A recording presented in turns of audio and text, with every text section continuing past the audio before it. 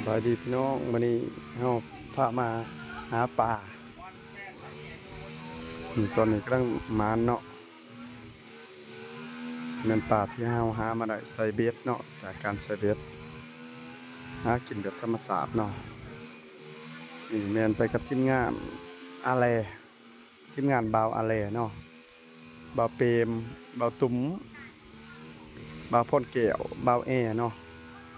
บ่าวตาเนาะที่ว่าทีมงานเฮาหาอยู่หากินนี่เพิ่นกำลังพยายามเบ็ดมาเนาะนี่แม่นเบ็ด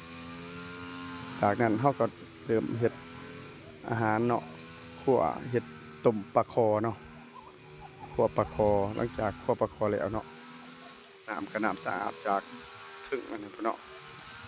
ต้นน้ำถึงผู้เนาะก็แม่นการคั่วปลาคอเนาะอนามัยล้างให้ละเอียดนี่ก็แม่นเกี่ยมกาเกี่ยมเฮ็ดต้มปลาคอใส่นี่ประมาณมอง8-9 ขีดหรือว่าสิเข้าโลได้เนาะปลานี่ว่าเฮ็ด2โตสำพอกินกับทีมงานประมาณ6คนที่ไปเนาะหลังจากนั้นเอาก็กาเกี่ยมผักบัวหัวแดงเนาะใส่ต้มเนาะแล้วก็มะขามแล้วจึงไข่สักเนาะที่ว่าข้างหม้อไว้แล้วเนาะแต่ว่ามาคั่วปลาหม้อทาหม้อฟดแล้วจะเอาปลาลงเนาะนี่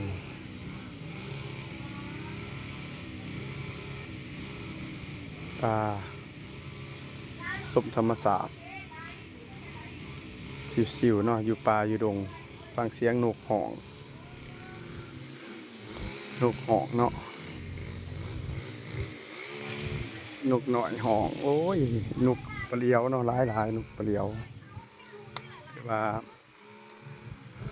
นี่ก็แม่นเสือเสี่ยวรองกับเสี่ยวเหินเนาะเสือม้านเนาะหาอยู่หากินที่ว่าใส่เสือตัวนี้แม่นม้านโดดเนาะนี่ก็แม่น